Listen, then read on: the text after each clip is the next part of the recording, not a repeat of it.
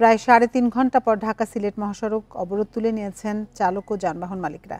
এর আগে কন্টেইনারে গ্যাস দেয়া বন্ধ ও নিরবচ্ছিন্ন সরবরাহের দাবিতে বেলা ১১টা থেকে মহাসড়কের সাহেব প্রতাপে অবস্থান নেন তারা।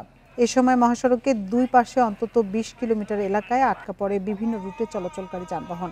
চালক ও মালিকরা জানান, দেশের খনি থেকে উত্তোলন করা গ্যাস সরবরাহে কোনো সময়সীমা থাকা যৌক্তিক নয়।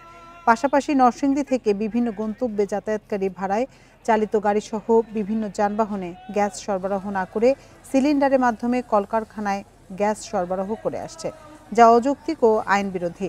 দ্রুত এই সমস্যা সমাধানে ব্যবস্থা নিতে প্রশাসনের হস্তক্ষেপ চেয়েছেন তারা।